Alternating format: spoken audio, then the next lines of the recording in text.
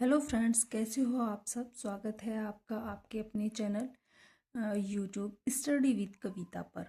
तो चलिए फ्रेंड्स, हमारी काफ़ी दिन की छुट्टी हो चुकी है और अब हम वापसी करते हैं। मैं शादी से तो 17-18 को आई थी। मैं 17-16 को आने का मेरा प्लान था, पर मैं नहीं आ पाई थी। मैं 18 को वापस हुई थी वहाँ से, और फिर 21-21 को फिर एक और शादी में मेरे को जाना पड़ा। तो इस वजह से हमारी वीडियोस थोड़ी सी डिले हो गई, पर अब हम आ चुके हैं और अब मैं फ्री हूँ और अब हम इन वीडियोस को कंटिन्यू करते हैं। और धीरे धीरे हम अपने इन वीडियोस का टाइम बढ़ाएंगे, जिससे कि हमारा जो सिलेबस है वो थोड़ा सा जल्दी से कवर हो जाए। आप मेरा साथ दीजिए और जो हमारी वीडियोस हैं उनको देखिए, सब्सक्राइब कीजिए और कमेंट कीजिए, जिससे कि मैं ज़्यादा से ज़्यादा वीडियो ला सकूं और थोड़ी लॉन्ग टाइम वीडियो ला सकूं, जैसे 30 मिनट या 1 घंटा। इतनी वीडियोस हमारी कम से कम होनी चाहिए एक टॉपिक को पूरा कवर करने के लिए। तो जैसे हमारा कॉटन चल रहा था और अभी हमारा कॉटन ख़त्म नहीं हुआ है। हमारी ये हमारी 11वीं वीडियो है और हमारे इसमें कपास की विशेषताएं। अब जो हम पढ़ने वाले हैं आज के टॉपिक में, ये पढ़ने वाले हैं हम कपास की विशेषताएं। तो इसमें हमारा जो टॉपिक है कपास की विशेषताओं में, हम इसकी जो प्रोसेसिंग थी, जो इसकी बनाने की प्रक्रिया थी, कपास के रेशे को कैसे तैयार किया जाता है, ये सब हम पूरा कर चुके थे। इसका उत्पादन क्रम वगैरह, इसकी खेती ये और इसके लिए कितनी वर्षा और कैसी खेती की ज़रूरत होती है, कैसी जलवायु चाहिए, ये सारा कुछ हम देख चुके हैं। अब हम देखने वाले हैं इसकी क्या क्या विशेषताएं होती हैं, इसकी प्रॉपर्टीज़ क्या क्या हैं। तो इसमें सबसे पहले हम देखते हैं इसका संगठन, कि हमारा जो कपास होता है वो किन किन चीज़ों से मिलकर बना होता है। तो कपास हमारा 3 तत्वों से मिलकर बना है। इसमें कार्बन, हाइड्रोजन और ऑक्सीजन। क्या क्या होता है? कार्बन, हाइड्रोजन और ऑक्सीजन। जो इसकी भौतिक विशेषता है उसमें बहुत सबसे पहले हम इसकी देखते हैं भौतिक विशेषता। दो होती है, जैसे रासायनिक विशेषता और भौतिक विशेषता। तो हम सब पहले देख लेते हैं इसकी भौतिक विशेषता। तो इसकी भौतिक विशेषता में हम देखते हैं कार्बोक्सिलिक समूह का एक कोशीय रेशा है। क्या है ये? कार्बोक्सिलिक समूह का यह एक कोशीय रेशा है। इसकी जो प्रथम इकाई है वो ग्लूकोज इकाई है। इसकी प्रथम इकाई क्या है? ग्लूकोज। क्योंकि ये क्या है, जो हमारा कार्बन और हाइड्रोजन ऑक्सीजन से मिला है, क्योंकि हमारा सेलुलोजिक रेशा है इसीलिए। और कार्बोक्सिलिक समूह, जो हमारा कार्बोक्सिलिक समूह, इसका जो हमारा सूत्र होता है कार्बोक्सिलिक का, ये COOH होता है। तो ये हमारा कार्बोलिक समूह का एक कोशीय रेशा है। कैसा है? एक कोशीय रेशा है। और इसमें जो सेलुलोज होता है, उसमें सेलुलोज जो है उसकी जो मात्रा है वो कितने परसेंट पाई जाती है? 90%। कितनी होती है? 90% इसमें हमारे सेलुलोज होता है। 5 से 8% जल होता है तथा शेष अशुद्धियां होती हैं। क्या होती हैं? शेष 1 से 2% 1 से 2% जो क्या होती हैं, जो शेष बच जाती हैं, वो इसमें अशुद्धियां होती हैं। यह सिल्क और ऊन से अधिक भारी तथा कम लचीला होता है। क्या होता है? ये सिल्क और ऊन से थोड़ा भारी होता है, बट लचीला कम होता है। जो हमारी सिल्क होती है, ऊन होती है, तो आपने देखा होगा वो थोड़ी लचीली होती है। उनमें उनकी जो ड्यूरेबिलिटी है है उसमें थोड़ा सा चिकनापन रहता है। और वैसे भी आप ऊन के रेशों को खींचोगे तो वो पुनः अपनी अवस्था में दबाने पर अपनी अवस्था में आ जाता है। पर कॉटन का ऐसा नहीं है। कॉटन को दबाने पर वो सिकुड़ जाता है, अपनी अवस्था भी और छोटी अवस्था में हो जाता है, पर अब वापस अपनी अवस्था में नहीं आता है। और ये आपने देखा भी होगा, कभी आप अब कॉटन की साड़ी वेयर करके अगर आपने बैठ गए, कहीं भी बैठ गए, सूट हो या साड़ी हो, कुछ भी हो, तो वहीं से वो सिकुड़ जाती है। और ऐसा कभी नहीं होता कि आपने कॉटन या सूट की साड़ी को पहना और उसके बाद अगर आप उसको धुल रहे हो तो दोबारा आप उसको ऐसे ही यूज कर सको, बिना प्रेस के आप उसको पहन ही नहीं सकते, वो इतना ज्यादा सिकुड़ जाता है। तो फिर इसके बाद हम नेक्स्ट देखते हैं, हमारा है रंग।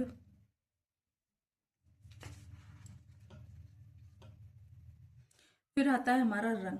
अधिकांश जो कपास है, क्या है?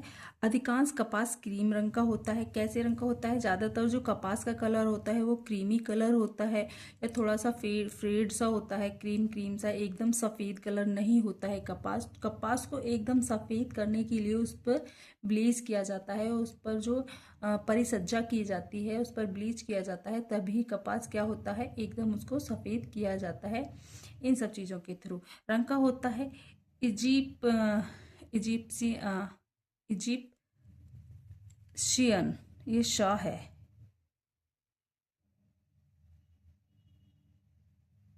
जो हमारा इजिप्शियन कपास है वो पीले भूरे रंग का होता है। कैसा होता है, हमारा क्वेश्चन बन सकता है कि जो इजिप्शियन कपास है वो कैसे रंग का होता है। तो हमारा इजिप्शियन कपास है वो पीले भूरे रंग का होता है।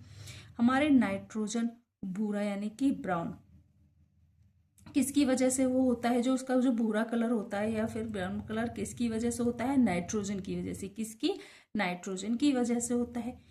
इसकी संरचना चपटी, घुमावदार एवं बल खाते हुए फीते के समान होती है। कैसी होती है इसकी संरचना, घुमावदार एवं बल खाते हुए फीते के समान होती है। जो हमारी कपास की संरचना होती है, जब हम इसको देखते हैं माइक्रोस्कोप वगैरह के द्वारा देखते हैं तो हमको कैसा हुआ दिखता है, एक फीते के समान दिखता है और ये घुमावदार होता है।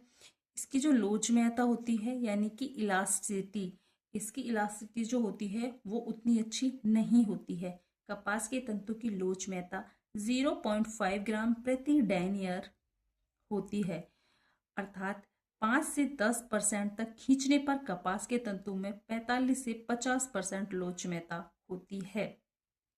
मतलब अगर हम इसके कपास के तंतु को खींचते हैं तो ये बहुत ज़्यादा हम इसको लंबा नहीं खींच सकते। सिर्फ इसमें जो लोचदारता होती है वो 45 से 50% होती है। इसकी जो इलास्टिसिटी होती है वो ख़राब होती है। आपने भी देखा होगा कॉटन के कपड़े को कभी खींच कर देखना, वो फट जाएगा पर बहुत ज़्यादा लंबा वो नहीं खिंचता है और वो पुनः अपनी अवस्था में भी वापस नहीं आता है।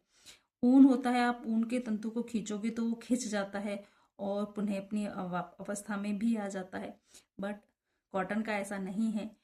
फिर आता है हमारा प्रतिस्कंदता। क्या है प्रतिस्कंदता, वस्त्र को दबाने या खींचने पर इसमें सलवटें पड़ जाती हैं। परिसज्जा द्वारा इसे सलवट प्रतिरोधक बनाया जाता है। क्या है, रेजिलेंसी। रेजिलेंसी कैसी होती है, रेजिलेंसी भी इसकी बहुत खराब होती है। इलास्टिसिटी भी 45 से 50% ही होती है इसमें खींचने पर, जो इसके तंतु वो खींचते हैं। और जो इसकी रेजिलेंसी होती है वो भी इसकी अच्छी नहीं होती है।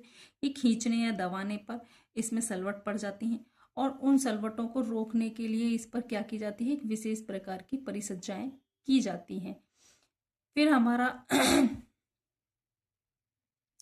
फिर आता है हमारा तनाव सामर्थ्य यानी कि टेंसिटी स्ट्रेंथ। क्या है, टेंसिल स्ट्रेंथ। तो जो हमारी स्ट्रेंथ है सामान्य से अधिक, यानी कि स्ट्रेंथ भी इसकी, जो इसकी टेंसिल स्ट्रेंथ है, जो इसकी तनाव सामर्थ्य है वो भी बहुत अच्छी नहीं है, मीडियम है, यानी कि सामान्य से अधिक है। बहुत ज़्यादा ये मतलब ऐसे तनने पर या उस पर ये इसका आकार बिगड़ जाता है, तो इसीलिए इसकी तनाव सामर्थ्य भी बहुत अच्छी नहीं होती, सामान्य से अधिक होती है। इसकी लटकनशीलता यानी कि इसकी ड्रेपेबिलिटी। ड्रेपेबिलिटी कैसी होती है, कपास में लटकनशीलता की विशेषता अधिक नहीं होती, इसकी ड्रेपेबिलिटी भी में भी इसमें अधिक नहीं होती। डेंसिटी यानी कि कपास का जो घनत्व होता है कपास के कपड़े का, इसकी जो डेंसिटी होती है वो कैसी होती है, तो जो इसकी जो ग्रेविटी होती है वो 1.52 होती है। यानी कि घनत्व को कभी कभी विशिष्ट ग्रेविटी भी कहा जाता है। क्या कहा जाता है, इसकी विशिष्ट ग्रेविटी भी कहा जाता है। जो कपास की विशिष्ट ग्रेविटी होती है वो कितनी होती है, 1.52 होती है। फिर हमारा आता है कि ये ऊष्मा संवाहक, ये ऊष्मा को कंडक्ट करता है। कंडक्टिविटी मतलब कि हीट कंडक्टिविटी, ये ऊष्मा का सुचालक है या कुचालक है। तो ये ऊष्मा का अच्छा यानी कि उत्तम संवाहक है। ये ठंडा रहता है, क्योंकि आपने देखा होगा ऊष्मा का अच्छा संवाहक है कि जो कॉटन होता है उसको हम गर्मियों में पहनते हैं। किसमें पहनते हैं, हम गर्मियों में पहनते हैं, क्योंकि कैसा फील होता है उसको पहनकर हमें आराम फील होता है और वो बहुत ही ठंडक महसूस होता है, ठंडा लगता है। जो कॉटन होता है वो पसीने को सोख लेता है, उसकी जो सोखने की क्षमता होती है वो अच्छी होती है, क्योंकि पसीने को आसानी से सोख लेता है कॉटन, जिससे कि हमको गर्मी का एहसास नहीं होता।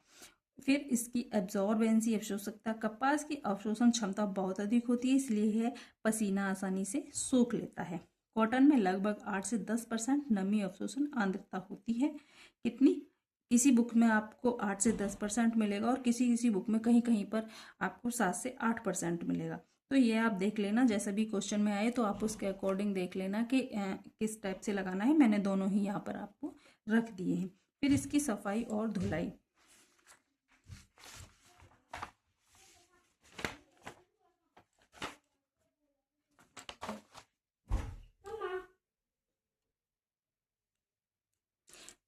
पर जो व्यंजक का प्रभाव होता है, रिएक्शन ऑफ ब्लीच, तो जो हमारा कपास पर हम ब्लीच आसानी से की जा सकती है। क्या की जा सकती है? जो घरेलू ब्लीच होती है वो कपास पर आसानी से की जा सकती है। तो देखिए, कपास पर व्यंजक का अनुकूल प्रभाव पड़ता है, पर अधिक मात्रा में यह रेशे को कमजोर कर सकता है। वही है कि अगर हम अधिक मात्रा में करेंगे या फिर हम बहुत ही हार्ड इस पे कोई केमिकल यूज़ करेंगे तो वो इसको नुकसान पहुंचा सकता है, वो इसके लिए हार्मफुल हो सकता है। बट जो घरेलू ब्लीच होती है या जो हाइड्रोजन परऑक्साइड का उपयोग हम इस पर कर सकते हैं। कपास पर किसका? हाइड्रोजन परऑक्साइड का, और घरेलू व्यंजक में सोडियम हाइपोक्लोराइड का। किसका? Sodium hypochloride, hydrogen peroxide, sodium hypochloride का प्रयोग हम इस पर कर सकते हैं।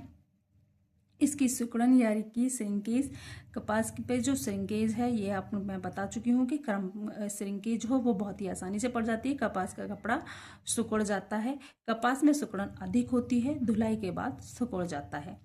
ऊष्मा का प्रभाव, इफेक्ट ऑफ हीट, तो ऊष्मा का अच्छा संवाहक है तथा उच्च ताप सहन कर सकता है। क्या कर सकता है? जो हमारा कॉटन है वो उच्च ताप सहन कर सकता है। जलने पर कैसी गंध देता है? कागज जैसी गंध देता है, क्योंकि सेलुलोजिक रेशा है इसीलिए जलने पर कागज जैसी गंध देता है। इसके तंतुओं को 300 से 320 डिग्री फ़ारेनहाइट तक ऊष्मा हानिकारक नहीं होता, यानी कि 300 से 320 डिग्री फ़ारेनहाइट पर जो है ये इसके लिए ऊष्मा हानिकारक नहीं होती। उससे अगर ज़्यादा होती है तो इसके तंतुओं को नुकसान होता है। फिर है इसका प्रकाश का प्रभाव, इफेक्ट ऑफ लाइट, अधिक समय तक धूप में रखने से कपास की शक्ति घट जाती है। यानी कि आपने देखा भी होगा कि जो हमारे कॉटन के कपड़े होते हैं गर्मियों में अगर हम उनको छांव में ही सुखाएं तो ज़्यादा अच्छा रहता है, वरना उनका कलर फेड हो जाता है और वो कमज़ोर हो जाते हैं। धूप में सुखाने से उनका कलर भी फेड होता है। और फफूंदी का प्रभाव, हाँ, जो कॉटन होता है उस पर फफूंदी आसानी से लग जाती है, पर कीड़े का उतना प्रभाव नहीं होता है क्योंकि उसमें नमी होती है। और जहाँ भी नमी हमारी होगी वहाँ आप एक चीज़ ध्यान रखना कि वहाँ फफूंदी जल्दी से लग जाती है, फंगस बहुत जल्दी लगता है, तो इसीलिए फफूंदी शीघ्र लग जाती है। कीट का कम प्रभाव होता है और लश्कर चमक का अभाव होता है। कॉटन में बहुत ज़्यादा चमक नहीं होती है। जो हमारे कॉटन के कपड़े होते हैं आपने देखे होंगे, आप अपने डेली यूज़ में पहनते भी हैं कि कॉटन के कपड़े में बहुत ज़्यादा चमक नहीं होती है। जो भी थोड़ी बहुत चमक लाई जाती है उसमें वो भी परिसज्जाओं के द्वारा लाई जाती है। फिर आते हैं हमारी रासायनिक विशेषताएं। कौन सी विशेषताएं आती है फिर हमारी? रासायनिक विशेषता। अब तक हमने कौन सी विशेषताएं देखी थी? ये हमने पीछे ऊपर भौतिक विशेषताएं पढ़ी थी और हम इससे आगे पढ़ेंगे हमारी रासायनिक विशेषताएं।